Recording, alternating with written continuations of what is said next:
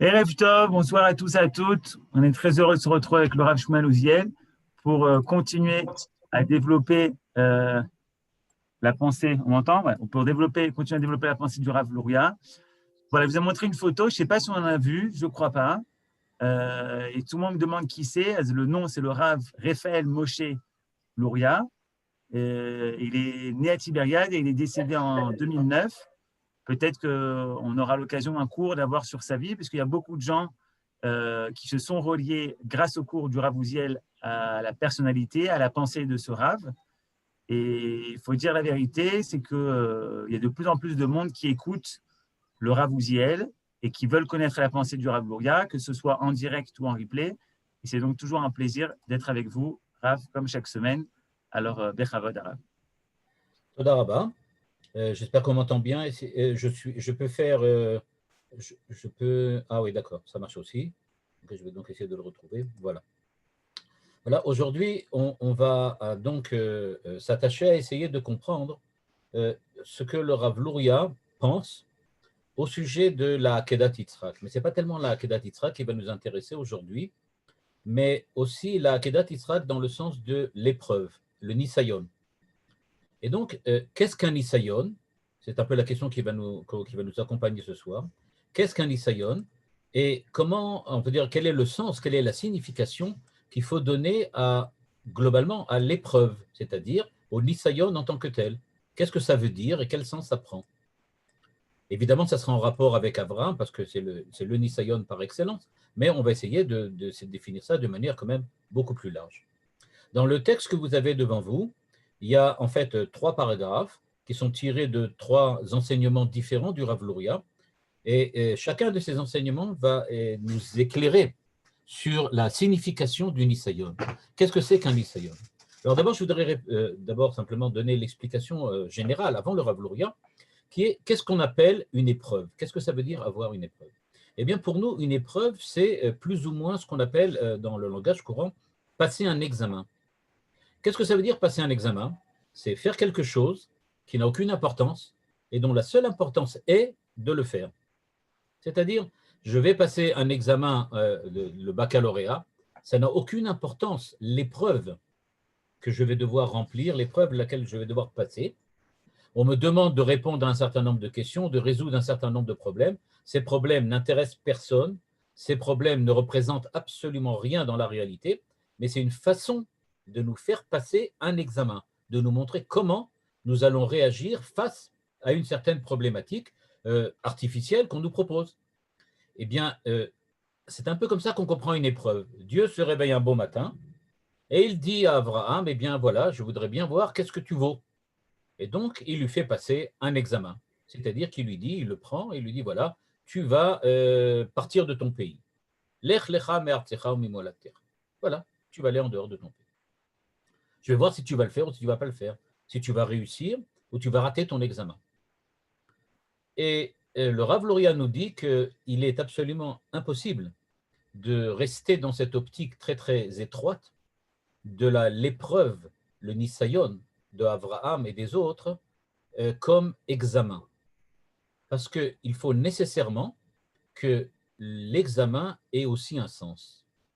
À savoir, je vais lire là la ligne 2, Ukshalo, la question que s'est posée Abraham, il parle d'Abraham ici, Ma'u kiyuma ma'ase shenaasa al-yedei ha'akeda. Le jour où Dieu a demandé à Abraham Avinu d'aller sacrifier, d'aller offrir son fils, eh bien, la question que s'est posée Abraham était la suivante. Quel sens ça prend? En gros, à quoi ça sert? Il dit, je ne passe pas le bac, dit Abraham. C'est-à-dire, je ne suis pas là pour faire une épreuve dans laquelle ça n'a aucune importance, c'est simplement voir qui je suis, ou ce que je vaux, ou ce que je pense. Ça ne peut pas être un truc comme ça. Au niveau de Dieu, il n'y a pas une épreuve qui n'a pas de sens. Il doit avoir une réalité de cette épreuve. Cette épreuve doit avoir une emprise dans la réalité. Dieu me dit de partir de chez moi, je comprends, parce qu'aller en Eretz Israël représente quelque chose d'important en tant que tel. Le contenu de l'épreuve doit aussi être quelque chose qui ait une valeur. Ce n'est pas simplement le bac. L'épreuve du bac n'a aucune valeur. Elle ne représente rien en tant que telle. Elle est seulement là pour faire passer un examen. Abraham dit, je ne peux pas comprendre qu'on me donne une épreuve qui n'ait aucun sens. Il faut bien que c'est une valeur. Lech lecha me'artzecha, je comprends. Après ça, il y a eu encore d'autres épreuves. Je comprends chacune d'entre elles. Chacune voulait dire, la Brit Mila et d'autres encore, oh, je comprends, qu'est-ce que ça veut dire? Pourquoi je dois les faire? Mais qu'est-ce que la Hakeda représente? Ou Mishum, dit le Rav Luria, en ligne 2, chez Nisayon ze ukechol anisyonot, velo rak lirot im yekayem olo. Et parce que, pour Avraham Avinu, il était bien clair qu'une épreuve, et comme toutes les épreuves qu'il a eues jusqu'à présent, des épreuves qui représentaient quelque chose de véridique dans son existence et dans sa vie. On ne peut pas passer une épreuve si elle est absurde, si elle ne représente rien. Pourquoi je devrais me mettre en danger pour quelque chose qui n'a aucun sens? Et donc, dit Avraham Avinu, je ne comprends pas ce qui s'est passé ici. Ve'al she'elazo, cette question qu'Avraham s'est posée, et il lui a dit, je ne comprends pas. Il s'est tourné vers Dieu, d'après le Midrash, il lui a dit, je ne comprends pas. Qu'est-ce que tu me veux? Qu'est-ce que ça veut dire, va sacrifier ton fils? Ça ne veut absolument rien dire. Il n'y a aucun sens à me demander une chose pareille. Dieu lui répond, Yeshkan kiyum ma'ase shenaasa al yede anisayon ki yadati ki yere elokim ata. La réponse de Dieu, c'est que la finalité, l'utilité, le sens de cette épreuve, c'est de montrer que tu as la crainte de Dieu. C'est ça l'utilité. A priori, on pourrait croire que c'est quelque chose qui est complètement déconnecté de tout, mais pas du tout. Par l'intermédiaire de cette épreuve, Abraham va devoir prouver au monde qu'il a la crainte de Dieu. C'est-à-dire, nous dit le Rav Luria, sheyesh bechina mesuyemet shenivnit al-yedei nisayon, et que donc qu'il y a une utilité à la sacrifice d'Isaac. Je rappelle que Manitou disait toujours que le sacrifice d'Isaac n'a jamais eu lieu, il n'a jamais été sacrifié. On l'appelle sacrifice d'Isaac parce qu'il aurait dû être un sacrifice, mais ce n'était pas un sacrifice. Et qu'est-ce que ça veut dire Yere Elokim Ata? En quoi on prouve qu'on est Yere Elokim?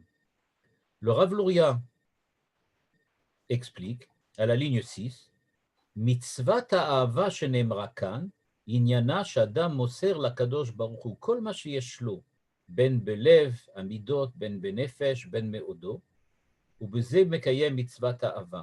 כלומר, עד עתה עבד הקדוש ברוך הוא במידת האהבה, אבל אהבה כזו של ביטול נקחה יראה, וזה מה שנתחדש בעקדה.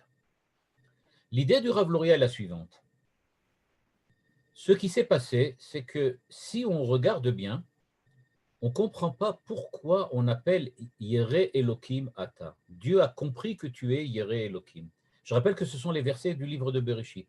Dans le livre de Bereshit, Dieu dit, après l'épreuve de la, on va dire comme ça, de la ligature de Yitzhak, comme dit Manitou, l'épreuve de la ligature, eh bien, Dieu dit, maintenant je sais que tu me crains, que tu sais craindre Dieu. Mais en fait, demande le Rav Luria, ce n'est pas du tout de la crainte de Dieu, c'est de l'amour de Dieu. Ce qu'Avraham a fait, il l'a fait par amour. Et s'il l'a fait par amour, pourquoi Dieu y découvre de la crainte? La réponse de Rav Luria est la suivante, et ça va être notre première optique sur la notion d'épreuve, c'est que ce n'est pas vraiment de l'amour quand, par amour, je suis prêt à perdre tout ce que j'ai.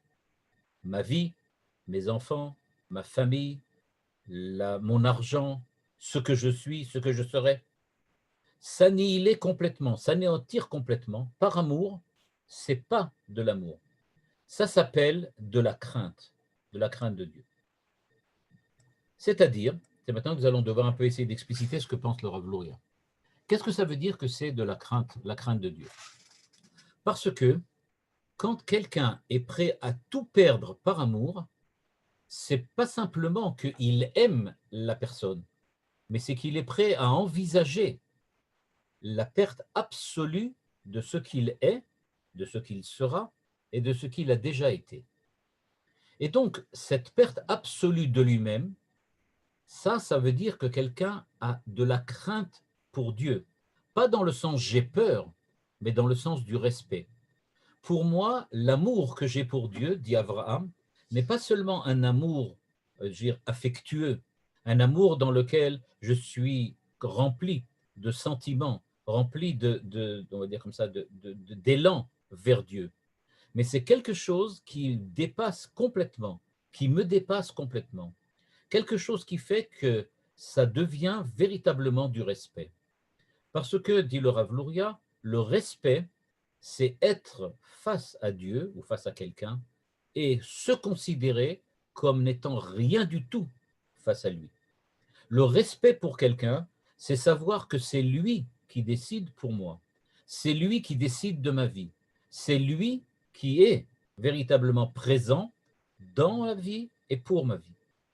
Et donc, en admettant qu'il est prêt à tout perdre, c'est la première optique du Rav Luria, en admettant qu'il est prêt à tout perdre, Abraham montre qu'il a un respect, on va dire, infini devant Dieu.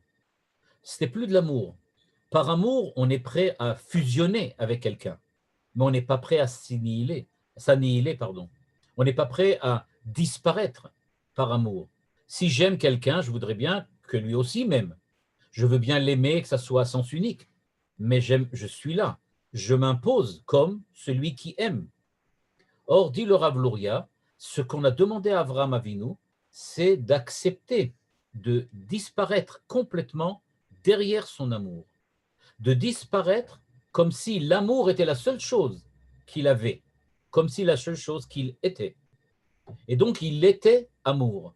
Quand on est amour, c'est-à-dire qu'on n'a rien d'autre que l'amour, on ne peut pas se trouver une autre personnalité, une autre identité que l'amour, ça ne peut être que par respect, c'est-à-dire par le désir d'être complètement, on va dire comme ça, annihilé devant Dieu. Je m'annihile complètement, je ne représente plus rien, je ne suis que l'amour. Dans cette idée-là, ce qu'on voit apparaître en tout cas, on voit apparaître que la relation qui se crée maintenant dans l'épreuve d'Avraham Avinu est une relation tout à fait particulière. Ce n'est pas simplement, comme je l'ai dit tout à l'heure, une affection que Abraham apporte à Dieu, mais c'est quelque chose qui véritablement fonde son être en tant qu'être, le fait qu'il est un être humain. Le fait qu'il soit un être humain, pour lui, ça ne peut être qu'en étant prêt à disparaître, prêt à s'anéantir devant Dieu. Je suis face à Dieu, c'est-à-dire j'accepte de ne rien être. C'est moi qui aime Dieu, mais c'est moi qui disparaît. Le moi qui à la fois aime Dieu et qui disparaît. C'est cette espèce de contradiction interne qui fait l'épreuve. Dieu a demandé à Abraham, tu vas passer une épreuve. Qu'est-ce que c'est passer une épreuve? C'est justement être capable de vivre sur les deux volets à la fois. Être à la fois rempli d'affection pour Dieu, mais quand je suis rempli de l'affection, je suis aussi vide complètement de moi-même. C'est un petit peu comme si on disait, tu te remplis en te vidant. L'épreuve, nous dit le Rav Luria donc, c'est quelque chose de tout à fait particulier. C'est quelque chose dans lequel la signification, le contenu de l'épreuve demande à l'homme d'être entièrement présent tout en acceptant d'être absolument absent. C'est ça une épreuve. Dans une épreuve, ce n'est pas le baccalauréat. Ce n'est pas simplement je viens et j'essaye de passer un examen, c'est-à-dire j'essaye d'accomplir un certain acte. C'est quelque chose qui doit toucher l'identité même de la personne. Une véritable épreuve, ce n'est pas simplement quelque chose qui me demande de savoir une certaine manière d'agir, une certaine, comment on pourrait appeler ça, une certaine agilité, on va dire comme ça, une agilité de la personnalité, quelque chose que je suis capable de faire. Passer une épreuve, ce n'est pas montrer ce qu'on est capable de faire, mais c'est montrer ce qu'on est capable d'être. Est-ce que je suis capable d'être autrement que ce que j'étais avant l'épreuve? À la fin de l'épreuve, nous dit le Rav Luria, l'homme, Abraham, a complètement changé. Le rapport qu'il avait jusqu'à présent, était un rapport tout simple. Il aimait Dieu. Bon, c'est pas simple parce que nous, on n'y arrive pas. Mais lui, il y arrivait.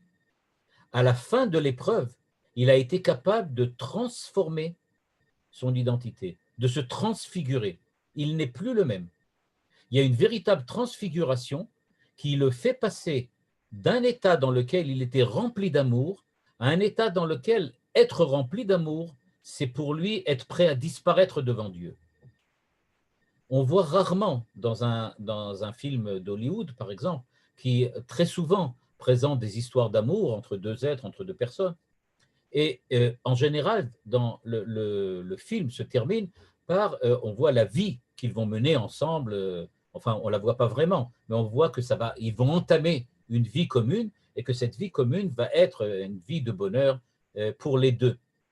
On a rarement un film qui se termine dans lequel il n'y a qu'un seul des deux protagonistes qui apparaît sur l'image. Mais c'est pourtant là ce que se représente l'épreuve d'après Abraham. L'épreuve d'Abraham, c'est une épreuve dans laquelle, à la fin, dans la dernière image du film, quand Abraham et Dieu sont ensemble, il y a seulement Dieu, mais il n'y a plus Abraham. C'est ce que veut nous montrer ici le Rav Luria. Quelle est la signification d'une épreuve? Qu'est-ce que ça veut dire passer une épreuve? Le Rav Luria nous dit, c'est savoir effacer, pas passer, mais effacer son identité. On est capable et on réussit une épreuve quand, identitairement parlant, on est différent après l'épreuve. Quand je passe le permis de conduire, alors il n'y a aucune différence entre moi avant, moi après. Simplement, j'ai prouvé que je suis capable de remplir une certaine fonction et d'accomplir un certain nombre d'actes. Je suis capable de conduire une voiture. J'ai un agir qui est compatible avec le code de la route et avec le respect des lois de la conduite. Mais ça ne prouve rien sur moi-même. Par contre, l'épreuve, le Nisayon au niveau d'Abraham, c'est un Nisayon qui a demandé à Abraham d'effacer complètement ce qu'il était. C'est ce que nous dit ici le Rav Luria à la ligne 8, Ahava kazo shel bitul nikra yirat Hashem. C'est ça ce qu'il a prouvé par la Hakeda. Il a fallu anéantir complètement la manière dont il aimait Dieu pour en faire de la crainte de Dieu. Il a fallu passer de l'amour, on va dire sentimental, l'amour brûlant, à un respect, à un respect qui représente toujours un certain éloignement. On est toujours éloigné par respect. On ne se jette pas dans les bras de quelqu'un qu'on respecte. Par contre, on a toujours un recul. Donc, dans la première idée du Rav Luria, qu'est-ce que c'est que l'amour? Ben, c'est le respect. Là, on va dire le summum de l'amour, c'est le respect. Le summum de l'amour, c'est le respect. Le summum de l'épreuve, c'est la transformation identitaire de l'homme. C'est la première idée que le Rav Luria nous soumet. Dans un deuxième texte, le Rav Luria aborde l'amour sous un autre aspect. On va lire maintenant ce texte. Umevaer kan, shema shene'emar kan yireh Elokim, en הכוונה על יראה כפשוטה, אלא על יראה שנובעת ממידת אהבה גדולה, היינו שממלא רצון המלך מפני שהוא ירא שמה תיפגם האהבה הגדולה שיש לו. Dans cette deuxième idée, le Rav Luria nous dit que l'épreuve que fait passer Dieu à Abraham est une épreuve extrêmement difficile. Parce que jusqu'à présent, Abraham devait et savait prouver qu'il aimait Dieu, c'est-à-dire qu'il avait de l'amour, comme on l'a vu tout à l'heure. Ça n'a pas changé. Mais maintenant, ce qu'on lui demande dans la Hakeda, c'est est-ce qu'il est prêt, pas à aimer Dieu, mais à prouver qu'il n'est pas prêt à perdre l'amour qu'il a pour Dieu. Il ne s'agit pas de prouver qu'il aime Dieu, mais il doit prouver qu'il aime l'amour de Dieu. C'est une espèce d'amour au carré, une amour à la puissance 2. Il ne faut pas montrer que tu aimes Dieu. Ça, il l'a déjà prouvé très souvent. Ce qu'on lui demande maintenant, c'est est-ce que tu es capable d'aimer l'amour? Est-ce que tu es capable d'aimer l'amour de Dieu? Est-ce que l'amour de Dieu, c'est ça ton identité? Ou bien tu es quelqu'un qui est formé autrement? tu as une autre manière d'aimer Dieu. C'est ce que lui demande ici, dans la Hakeda, Akadosh Baruch Hu. Akadosh Baruch Hu vient et voir Abraham et lui dit, tu vas véritablement passer une vraie épreuve.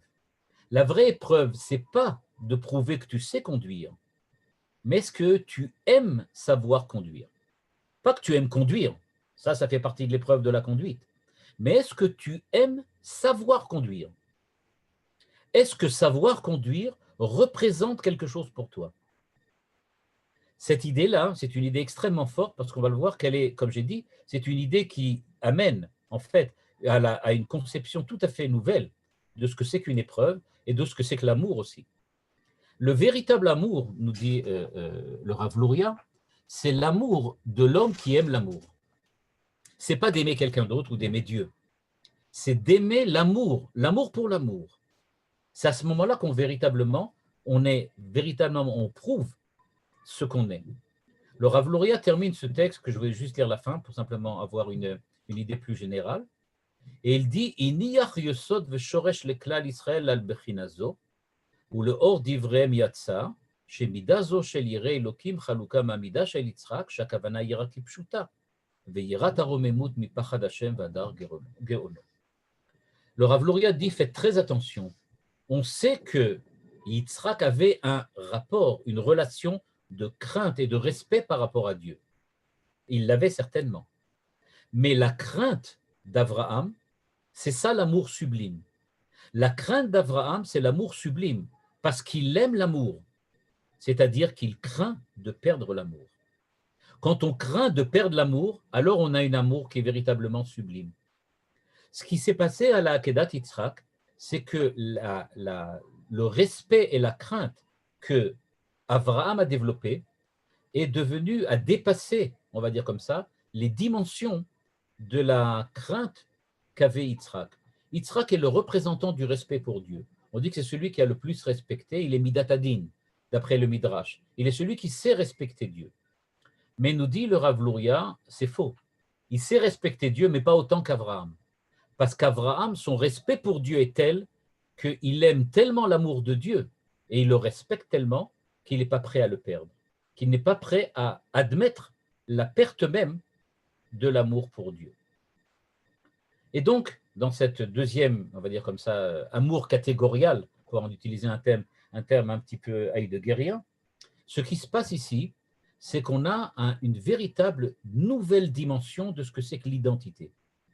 L'épreuve que l'on vient de donner à Abraham est une épreuve dans laquelle on lui demande de se dépasser lui-même. Pas de se transformer, de transfigurer.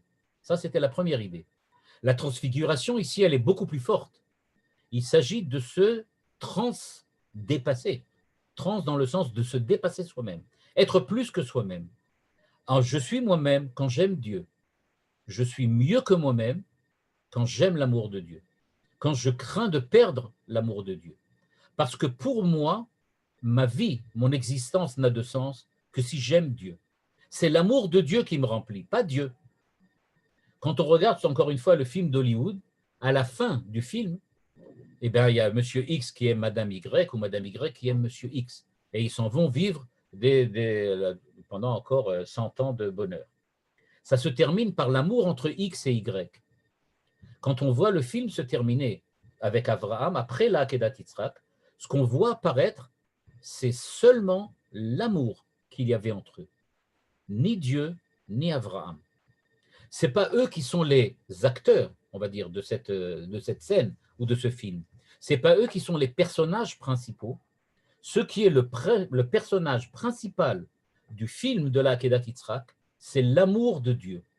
On nous présente l'évolution, la transformation, la transfiguration de l'amour de Dieu. C'est lui qui se transforme. Ce que le Rav Luria dit quand il dit ici, chez Umemale Ratson Ameler Shiuyare Shema Tipagam Avagdola. Il n'est pas prêt à perdre, que cet amour soit perdu, que cet amour soit touché. Il n'est pas prêt à accepter le fait que l'amour disparaisse. Et donc, qu'est-ce que c'est que l'épreuve? L'épreuve, le Nisayon, c'est donc un amour où un examen, on va dire de cette manière-là, dans lequel je passe le bac pour prouver que j'aime passer le bac. Un truc comme ça. Quelque chose de tout à fait particulier. On ne vient pas prouver qu'on connaît, on ne vient pas prouver qu'on sait, on vient prouver qu'on veut passer l'examen. L'épreuve absolue, c'est l'épreuve qui démontre que je suis digne d'être éprouvé. Je suis digne de recevoir cette mission de passer une épreuve. Qui est celui qui réussit l'épreuve, nous dit le Rav Luria? Celui qui est digne de la passer, c'est-à-dire d'être éprouvé. À quel moment, véritablement, j'ai réussi mon épreuve? Quand il s'avère que je suis effectivement capable de passer une épreuve, pas celle-là ou une autre, c'est peu importe. Je veux avoir cette épreuve-là, je veux être digne de cette épreuve. Ce que j'ai appelé tout à l'heure l'épreuve au carré ou l'épreuve à la puissance 2. C'est à ce niveau-là que l'identité de l'homme se fait, et à ce niveau-là que l'identité de l'homme prend un sens. Parce que, nous dirait le Rav Luria, qu'est-ce que ça veut dire passer une épreuve? Qu'est-ce que ça veut dire passer une épreuve? Passer une épreuve, c'est justement cela, la passer. Je dirais prendre le pas, passer dans le sens marcher dans l'épreuve. Passer, c'est-à-dire être dedans. Et donc, nous dit le Rav Luria, tu peux véritablement passer une épreuve que si tu t'y insères, que si tu y rentres, que si tu es véritablement ce que tu es. Et donc, dans cette puissance 2 que nous présente ici le Rav Luria, il nous dit qu'Avraham Avinu a fait quelque chose que Yitzhak n'a pas été capable. Yitzhak a réussi tous ses examens, mais il n'aimait pas passer les examens. Avraham Avinu en est arrivé au point qu'à la 10e épreuve qu'on lui a donnée, il aimait l'épreuve pour l'épreuve. Ça n'avait plus aucune importance. Il était prêt à accepter que Dieu l'éprouve. Ce qu'il voulait, c'est tout simplement être dans un état, être dans une vie durant laquelle il est éprouvé par Dieu. C'est tout. La seule chose qu'il demande, c'est que Dieu l'éprouve. C'est à ce niveau-là que se situe la Akedat Yitzhak. C'est pour cela que le contenu même de l'épreuve n'était pas véritablement important. Ce qu'il voulait, c'était être dans l'épreuve au carré. Et c'est pour ça qu'on lui a demandé de sacrifier son fils. En fait, d'une certaine manière, on va dire comme ça, d'une manière peut-être symbolique, ce que Dieu demande à Abraham, c'est la chose suivante. Ton fils, c'est toi. La seule chose que tu attendais jusqu'à maintenant, c'est d'avoir une descendance pour pouvoir en continuer et perpétuer et faire perdurer la foi et la émouna que tu avais. Ton fils, c'est toi. C'est toi que je veux que tu sacrifies. C'est toi. Ton fils, il représente, il symbolise ce que tu es. Ce que je veux que tu symbolises, ce que je veux que tu sacrifies, c'est toi. C'est le sacrifice du sacrifice. C'est-à-dire, je te demande de rentrer dans une, on va dire comme ça, une optique d'épreuve, dans une optique de sacrifice. Tu dois être maintenant quelqu'un pour qui l'identité n'est pas une identité statique que tu as obtenue après les épreuves, mais c'est une identité dynamique qui est en permanence acquise grâce à une épreuve qui est elle-même permanente. Tu es dans un état permanent d'épreuve, un état permanent de Nisayon. C'est pour cela que tu as une dynamique de l'identité que n'avait pas Yitzhak, par exemple. Yitzhak avait une identité formidable. C'était quelqu'un d'exceptionnel. On le verra par la suite. Mais il n'avait pas cette Lech Lecha qu'a reçu Abraham. Abraham a commencé par Lech Lecha. Quand on lui a dit Lech Lecha, ça veut dire tu vas marcher. En gros, Dieu dit je vais te faire marcher. Maintenant, tu vas voir, je vais te faire marcher. Eh bien, quand Dieu dit je vais te faire marcher, ça veut dire que véritablement, l'état, l'identité que tu as est une identité qui va nécessairement être une identité de dynamisme, une identité de transformation, une identité durant laquelle tu vas sans arrêt être en mouvement, tout le temps. C'est l'épreuve au carré. L'épreuve au carré, c'est d'être toujours dans un état déséquilibre, un état de déséquilibre. Comme vous le savez, d'un point de vue de la physique, marcher, c'est d'être en état de déséquilibre permanent. On n'est à aucun moment de la marche, on est en équilibre. Parce qu'on est toujours en fait sur un pied. On n'est pas vraiment, véritablement, avec les deux pieds sur terre ou pendant une très très petite période du temps, enfin du laps de temps de la marche. Et donc, ce qui se passe, nous dit le Rav Luria, c'est que véritablement, dans cette épreuve au carré, l'amour et la crainte, l'amour et le respect passent l'un à l'autre en permanence. Avraham Avinu va et évolue. Et sans arrêt, cette évolution lui apporte, on va dire, une nouvelle phase, une nouvelle manière d'être, une nouvelle phase d'identité. Et donc, il est tout le temps face à Dieu d'une manière différente. Ce qui veut dire, je vais me permettre de le faire, le Rav Louria ne le dit pas, mais j'imagine que s'il a donné deux explications, elles ne doivent pas se contredire. Ce qui veut dire que, a-t-il une identité face à Dieu? Est-ce qu'on peut lui donner un nom à Avraham Avinu quand il est face à Dieu? Est-il l'homme de l'amour de Dieu, ou est-il l'homme de la crainte, l'homme du respect? Eh bien, ça dépend. Tout le temps, ça change. Parfois, il est respect, parfois, il est l'amour. On ne peut pas le définir, parce qu'il est dans un mouvement permanent. Le fait d'être un mouvement permanent, c'est dans l'explication première que nous avait donnée le Rav Louria, ce qu'il appelle bitul, l'annihilation. Il ne s'agit pas de s'annihiler dans le sens « je suis rien du tout ». Il s'agit de s'annihiler dans le sens « je ne respecte pas les limites », on va dire, les limites que m'impose une seule identité. Je suis au carré, je suis à la puissance 2. C'est-à-dire que être dans une seule forme d'identité, l'homme de l'amour ou l'homme de la crainte, l'homme du respect, il dit ça ne me correspond pas. Je suis quelqu'un qui est dans un mouvement permanent. Être dans un mouvement permanent, ça veut dire, d'après le sens que donne ici le Rav Louria, être dans un mouvement constant, c'est-à-dire ne jamais avoir une seule identité. C'est ce que le Rav Louria a appelé dans le texte précédent, ce qu'il appelait ici Avakazo Shel Bitul, dans lequel tu t'annules, dans lequel tu t'annihiles. Il ne s'agissait pas, en fait, comme on l'avait compris nous au départ, de s'annihiler, de disparaître. Il s'agit de ne jamais être autrement que dans un état d'annulation, dans un état d'anéantissement. La véritable épreuve, nous dit donc le Rav Louria, si maintenant je vais encore élargir un tout petit peu plus, la véritable épreuve, c'est non seulement d'aimer l'épreuve, non seulement de vivre une épreuve permanente, mais c'est tout simplement de refuser de se construire une identité qui ne serait qu'une des phases de cette épreuve. Je refuse d'en rester là. Je veux que Dieu m'éprouve dans le sens, je ne veux pas en rester là. Comme je disais tout à l'heure, Dieu a dit à Abraham, tu peux attendre, je vais te faire marcher. Tu vas marcher maintenant. Ça va sans arrêt se transformer. C'est un peu le sens de ce que dit maintenant Dieu à Abraham. Dieu dit à Abraham, tu vas devoir maintenant, sans arrêt, te mettre face à toi-même et agir face à toi-même. Tu vas sans arrêt être dans un état dans lequel jamais tu pourras t'arrêter.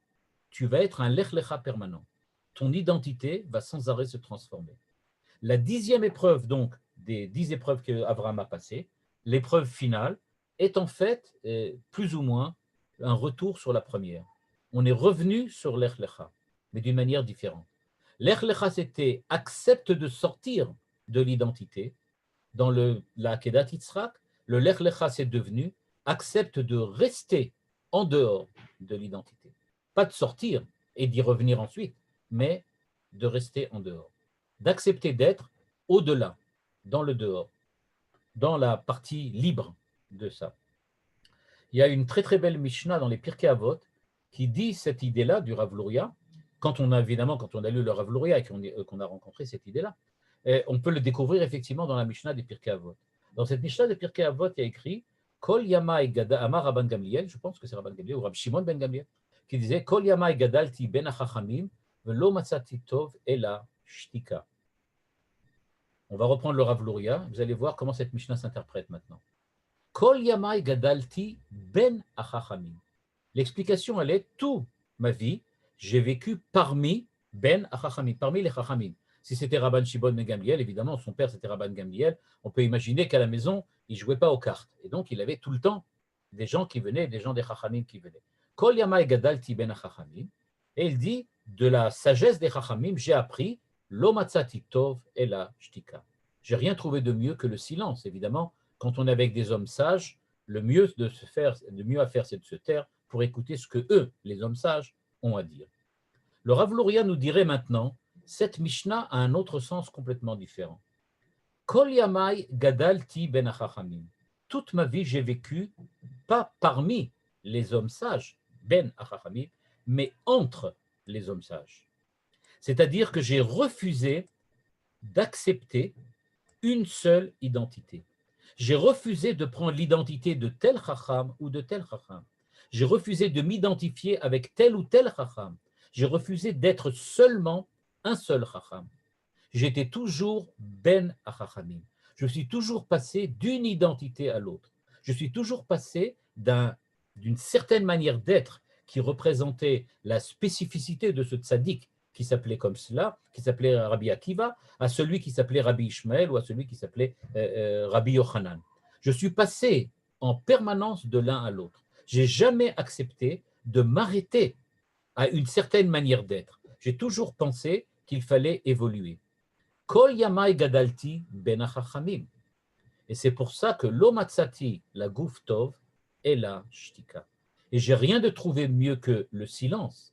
C'est-à-dire, comme nous dit ici le Rav Luria, j'ai rien de trouvé mieux que de rester dans le silence, c'est-à-dire dans la non-expression d'une seule idée seulement. Quelquefois, quand tu veux tout dire à la fois, la seule chose que tu peux faire, c'est accepter le silence, accepter de se taire. Eh bien, dit le Rav Luria, c'est un peu ce qu'a dit Rabbi Shimon ben Gamliel. J'ai accepté d'être silencieux parce que je ne peux pas dire Rabbi Akiva, je ne peux pas dire Rabban Gamliel, je ne peux pas dire Rabbi Ishmael. Je peux seulement dire le passage permanent, l'espèce de repos dans le mouvement que m'a imposé cette épreuve permanente qu'est l'existence de l'homme. L'existence de l'homme, c'est au fond une épreuve, nous dirait la Masechet Avot. C'est comme ça qu'on vit. On est dans un Nisayon permanent. On est tout le temps en train de passer un examen. Chaque instant, pour nous, est un examen. On doit faire des mitzvot qui, en fait, englobent plus ou moins l'ensemble de l'agir de notre vie et de notre existence. Chaque fois qu'on doit faire quelque chose, eh bien, on est sans arrêt, on peut dire comme ça, interpellé par des actes qu'on doit faire. On doit, chaque élément, chaque situation, chaque événement nous interpelle et nous demande d'intervenir. Eh bien, ces interventions que nous faisons, elles sont tout le temps là et elles font qu'à chaque instant, on se crée de manière différente. Un philosophe existentiel disait « On n'est pas ce qu'on est, mais on est ce qu'on fait ».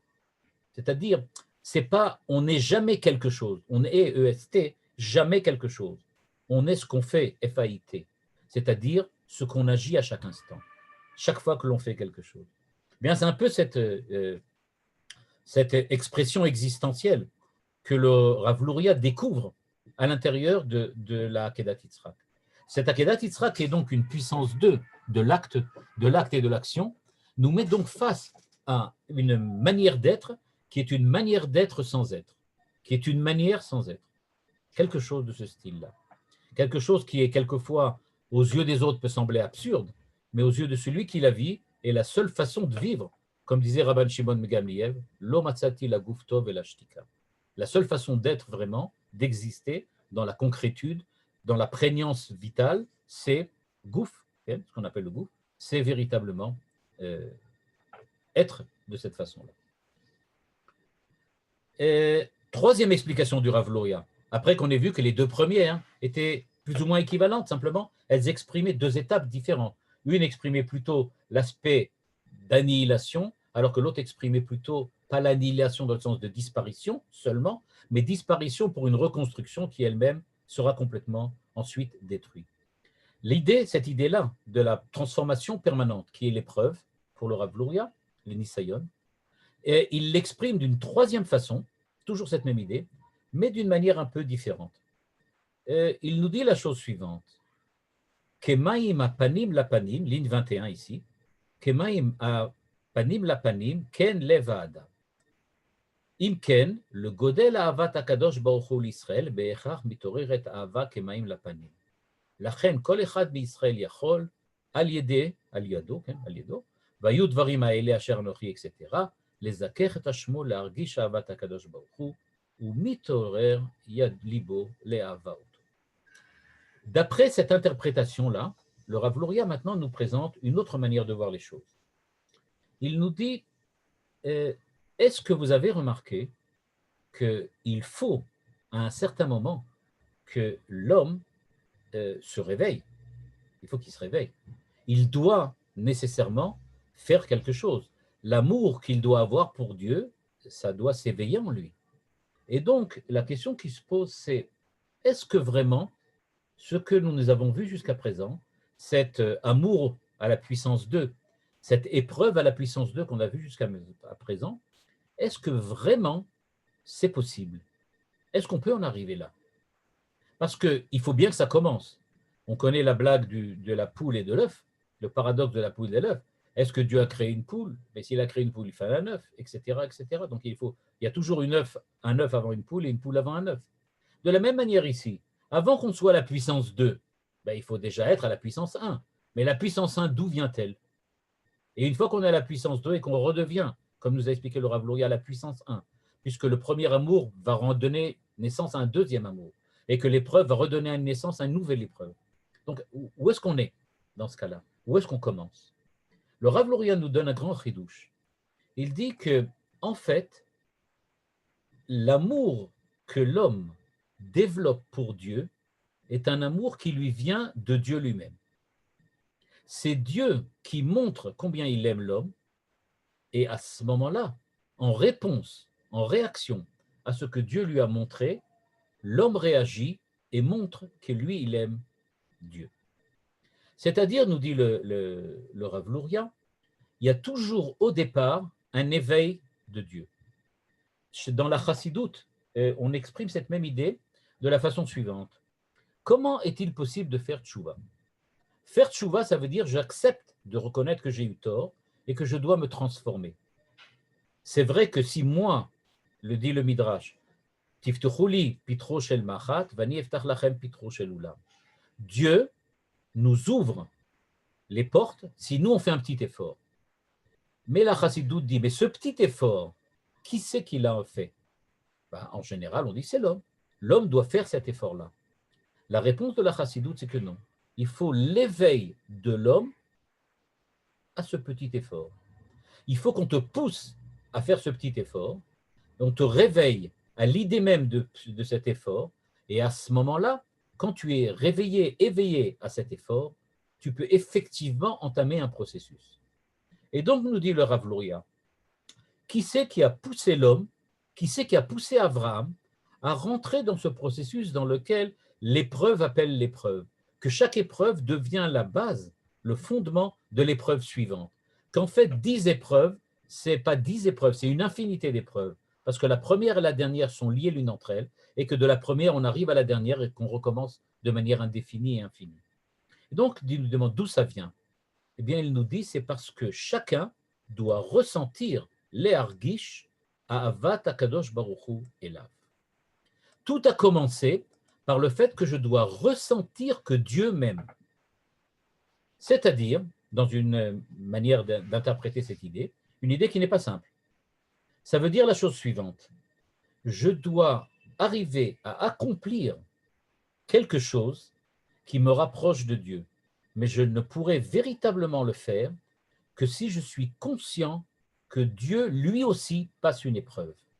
Je passe une épreuve parce que Dieu s'est éprouvé lui-même. Il s'est imposé une épreuve. Je dois ressentir que ma vie est, d'une certaine manière, la réponse éprouvée de l'épreuve que passe Dieu. Dans cette optique-là, nous dit le Rav Luria, je suis quelqu'un qui est éprouvé par Dieu parce que Dieu a accepté, lui aussi, de passer une épreuve. Quelle épreuve passe-t-il? Le fait qu'il m'a créé, c'est-à-dire qu'il m'a demandé de l'aimer.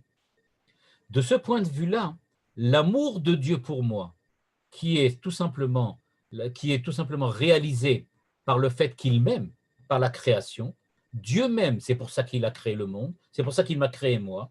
Donc, cette création que Dieu a entrepris, cet amour qu'il a prouvé en me créant, c'est quand j'en prends conscience que je peux effectivement commencer à monter sur le tremplin et redémarrer grâce à cela dans un processus d'amour et d'évolution.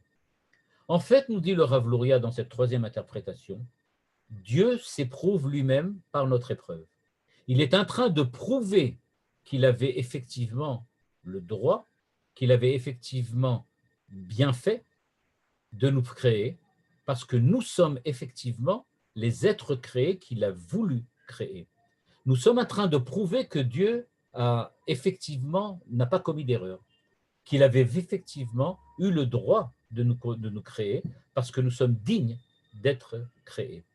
Ce fait d'être digne d'être créé, c'est effectivement, ça rend à Dieu le fait de dire que lui, il a été digne de nous créer d'une certaine manière. C'est cette puissance 3 que le Rav Luria nous découvre ici. Dans la première idée qu'on avait vue tout à l'heure, c'était la puissance 1, l'amour de Dieu. Dans la deuxième idée, il avait parlé de la puissance 2, c'est-à-dire l'amour de l'amour. Et maintenant, on est en train de voir la puissance 3, c'est-à-dire l'amour de celui qui a imposé l'épreuve, qui est l'amour de l'amour. Et on est en train de redécouvrir que derrière l'épreuve de l'épreuve se profile l'épreuve de Dieu elle-lui-même.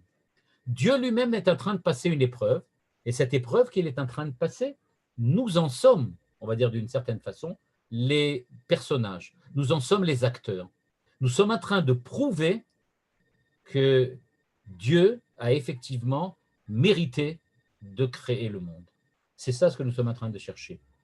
Et donc, dans cette troisième dimension de l'épreuve, le Rav Luria, en fait, développe une idée qui est on va dire comme ça, plutôt révolutionnaire, et qui est l'idée qu'on n'est pas seul dans l'épreuve. On n'est pas seul dans l'épreuve parce que Dieu aussi, lui aussi, est d'une certaine façon, il est celui qui est en train de passer l'examen. Nous passons l'examen parce que lui est en train de le passer. C'est parce que lui passe un examen. Lui se demande, est-ce que vraiment j'ai bien fait de créer le monde? Et il attend de voir, est-ce que moi, effectivement, je mérite cette création? Quand moi, je montre que j'ai le mérite, que j'ai acquis le mérite d'être créé, que j'ai effectivement réussi à passer l'examen, il s'avère que lui aussi l'a passé. Lui aussi, son épreuve a réussi. Dieu attend que moi, je réussisse. Il n'attend pas que je réussisse pour se prouver qu'il est Dieu, mais il attend que je réussisse l'épreuve pour prouver qu'il avait effectivement bien fait de me donner une épreuve. Que cette épreuve qu'il m'a donnée, c'est une épreuve qui est digne d'être donnée puisqu'elle a été réussie. Et donc, on apprend maintenant, d'après le Rav Luria, comme je disais dans le titre de cette rencontre, j'avais donné comme titre quelle est la signification de l'épreuve et l'épreuve du sens. Ce qu'il fallait essayer de comprendre, nous dit le Rav Luria, c'est qu'il ne faut pas déconnecter l'épreuve en tant que telle de celui qui a donné l'épreuve. Il n'y a pas simplement un Nisayon. Dans un Nisayon, il y a 3 personnages. Il y a celui qui a donné l'épreuve, il y a celui à qui on a imposé une épreuve, mais il y a l'épreuve en tant que telle. Et c'est ça ce que l'épreuve au carré venait montrer. Elle venait montrer qu'il n'y a pas simplement Abraham qui doit prouver qu'il est digne de l'épreuve. C'était la première explication. Il n'y a pas simplement l'épreuve en tant que telle, prouver que l'épreuve a un sens. C'était la deuxième. Il faut aussi regarder qui a donné l'épreuve, c'est-à-dire Dieu. C'est-à-dire que dans le Nisayon, nous dit le Rav Luria, il y a la jonction ou l'interjonction de 3 personnages différents. Et cette, on va dire comme ça, pas cette bijection, mais cette trijection qui existe entre les 3 éléments, elles sont donc Dieu, l'homme et l'épreuve qui est entre les deux. Et donc, ce qui va se passer dans chaque épreuve, c'est qu'il y aura un élément, un volet de l'épreuve qui concerne chacun des 3 personnages et chacun des trois éléments de cette épreuve. L'idée fondamentale que le Rav Luria nous a donc développée ici, elle est que dans la relation que la Torah nous propose, c'est-à-dire une relation avec le Créateur, on doit toujours se rendre compte qu'il y a 3 points, en fait, il y a 3 points de vue différents. Et ces 3 points de vue sont, on va dire comme ça, interdépendants. Très souvent, nous, dans la vie de tous les jours, on a un peu tendance à se déconnecter des 2 autres points de vue. Pour nous, le point de vue essentiel, je vais prendre l'exemple d'une mitzvah. On fait une mitzvah, on va présenter ça. De nous présenter ça d'une manière un peu comme ça. On fait une mitzvah. Quand on fait une mitzvah, alors on se dit, ça y est, Dieu m'a demandé de faire quelque chose, c'est à moi de la faire. On est résolument dans la première optique. J'ai une épreuve à passer, je dois me transformer grâce à l'épreuve. J'ai une mitzvah à faire. La manière dont je vais la réussir, c'est la façon dont je vais pouvoir créer une identité différente. Le Rav Luria nous dit non. Il n'y a pas seulement la manière dont tu vas te transformer, il y a la manière dont la mitzvah va se réaliser dans le monde.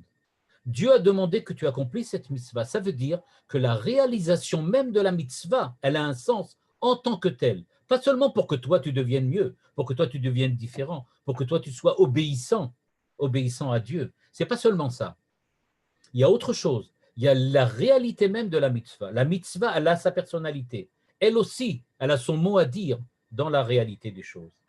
Et enfin, il y a une autre dimension de la mitzvah qu'on oublie. C'est que si Dieu l'a donné, c'est que lui attend de nous qu'on lui donne quelque chose. Alors maintenant, on pourrait se dire, oui, on n'est pas suffisamment orgueilleux pour penser qu'on va lui donner quelque chose. Eh bien, ce n'est pas tout à fait vrai. Il y a quelque chose. Dieu n'a pas créé le monde par absurdum, ad absurdum. Il n'a pas créé simplement pour créer parce que c'est complètement ridicule. Il l'a créé parce que ça a un sens pour lui. Le fait que ça a un sens pour lui d'une certaine façon, c'est la manière dont nous allons réaliser la mitzvah en nous transformant dans l'optique que Dieu attend de nous. Quelqu'un demande dans le chat, qu'est-ce que c'est que le Nisayon qu'on a maintenant avec ce virus? La réponse, elle est un peu compliquée, mais je vais essayer de répondre simplement pour donner une réponse. Je réponds de manière un peu humoristique, mais je pense que c'est la véritable réponse. La véritable réponse, c'est le Nisayon du virus, c'est le virus. C'est lui. C'est-à-dire, il ne faut pas chercher dans le virus quelle est la finalité du virus en dehors du fait qu'il est là. C'est-à-dire qu'il faut réussir cette mitzvah de virus, on va dire comme ça, cette mitzvah de coronavirus, il faut la réussir. De quelle manière? En se transformant son identité, en imaginant, en voyant qu'il y a dans ce virus-là quelque chose qui a une valeur en tant que tel, et que si Dieu l'a envoyé, c'est que c'est dans notre relation avec lui que les choses doivent aussi se situer. C'est-à-dire à ces trois niveaux-là à la fois. Maintenant, chacun des niveaux, moi je ne suis pas prophète, donc je ne sais pas. Je ne suis pas non plus Abraham, donc je n'ai pas réussi à passer les 3 épreuves encore. Donc, je ne sais pas. Je ne sais pas encore quelle dimension il va falloir donner à ce virus. Mais je suppose que dans 200, 300, 400, 4000 ans, quand ils liront, les hommes dans 4000 ans liront l'histoire, ils arriveront sûrement à définir qu'est-ce que ça représente, de la même manière que pour nous, la peste noire représente quelque chose, très certainement, en tout cas au point de vue socio-économique dans l'Europe dans l'époque du XIIIe, XIVe siècle. Voilà, donc c'est ça un peu ce que je voulais présenter aujourd'hui d'après le Rav Luria. Et si maintenant vous avez des questions, je pense que c'est le moment. Et si vous n'en avez pas, ça veut dire que le Rav Luria vous a convaincu.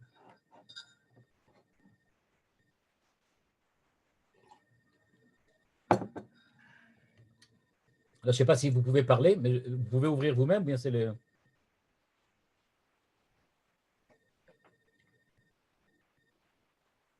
Ah, Yohanan, je vois que Johan n'est pas là. Passionnant. Merci. Ok, bon, dans ce cas, je vous souhaite bonne soirée et Be'ezrat Hashem, on se rencontre. Donc la prochaine fois, on parlera évidemment de la prochaine fois, on parlera donc pas de la paracha comme ici, mais on va parler d'un thème de la paracha. Je ne sais pas encore lequel. Est-ce que c'est un peu difficile? Oui, oui, je reconnais. C'est un peu difficile parce que le Rav Luria ici nous a véritablement fait rentrer dans, comme j'ai expliqué, dans j'aurais pu dire presque une véritable analyse phénoménologique de ce que c'est que l'épreuve, le Nisayon. C'est de nous montrer qu'on ne peut pas seulement aborder le Nisayon seulement du point de vue de la victime, entre guillemets, du Nisayon, mais on doit l'aborder selon 3 points de vue différents qui sont en fait censés être une synthèse. C'est pour ça qu'effectivement, il donne 3 explications, l'une à la suite de l'autre, bien définies. En tout cas, Erev Tov à tout le monde et Shabbat Shalom. Puisqu'on a déjà dépassé mercredi, on peut déjà dire Shabbat Shalom. Ah, vous ne pouvez pas ouvrir les micros. Je ne sais pas, il n'accepte pas, elle mute. Merci beaucoup. Ah, voilà. Oui. Voilà. Merci beaucoup. Effectivement, je crois que c'était pas simple, mais d'autant plus intéressant, quoi. Voilà. Ok. En tout cas, Erev Tov et Shabbat Shalom. Shabbat Shalom. Oui. Moi, je voulais vous demander, je veux vous contacter personnellement. Comment je fais? Je peux vous envoyer, j'ai un numéro de téléphone, vous pouvez par WhatsApp, par téléphone, ou bien par mail, quand vous voulez. Par téléphone, je veux bien. Alors, je vais vous mettre ici pardon, quelqu'un demandait, amour du Abraham, et quoi entre l'homme et la femme? Ah là là, ça c'est une question compliquée. Ça c'est vraiment compliqué.